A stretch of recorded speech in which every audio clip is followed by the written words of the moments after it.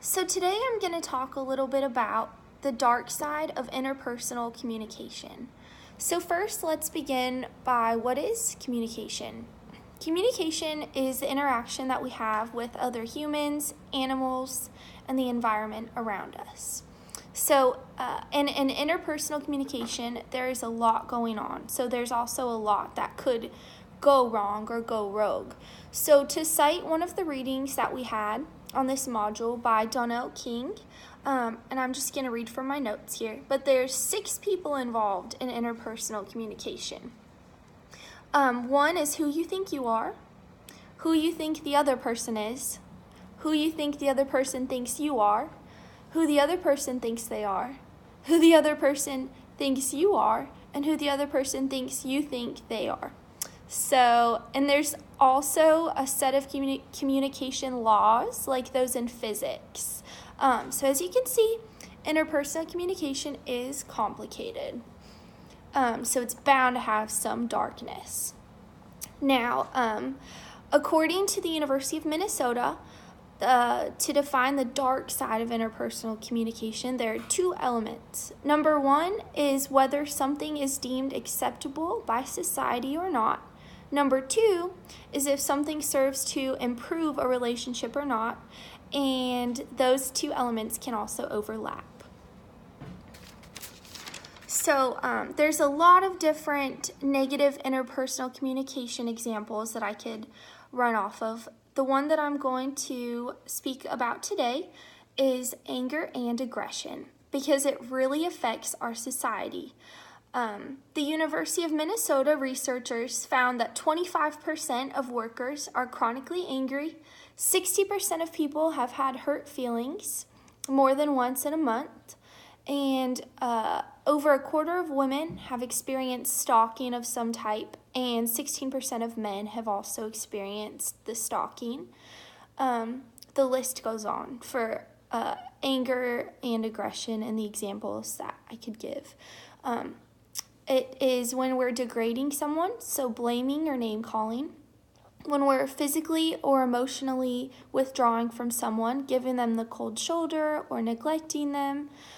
Restricting someone else's actions, so access to their friends and family, perhaps access to their money. Dominating someone, so being bossy, controlling. Threatening physical harm to someone or their friends, family, perhaps their animal, maybe even to yourself.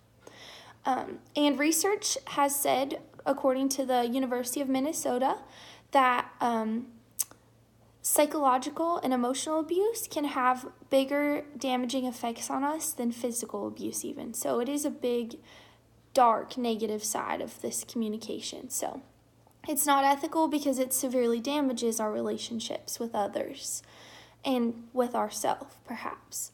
But we do see it all the time in the media. If you open the newspaper, if you turn on the news, if you read a book, watch a movie, watch a show, it's everywhere, this anger and aggression. So, but to give a really good example is one of the most classic, favorite movies of America, Forrest Gump. So in the movie, Forrest Gump has a love interest named Jenny, and she is abused by her father, which we can see, and then also she's abused by her boyfriend during her hippie days when she's traveling around. And so according to Psychiatric Times, the Media Violence Commission, International Society for Research on Aggression, says, to sum it up, that watching violent movies and video games or that demonstrate anger and aggression increases the likelihood of our aggressive behavior. So it does affect everyone involved. And with the prevalence of anger and aggression everywhere we turn, it's a big deal. So the old saying goes is the things that we surround ourselves with become who we are.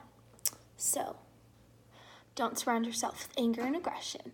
And so other people view aggressive people more harshly, projecting more negative opinions on them, alienating them because they don't want to be around it. And it does affect ethical communication in that the Society for Communication states that ethical communication enhances human worth and dignity by fostering truthfulness, fairness, personal integrity, responsibility, and respect for self and others. Anger and aggression serves none of those purposes. It damages all values of ethical interpersonal communication. Thank you.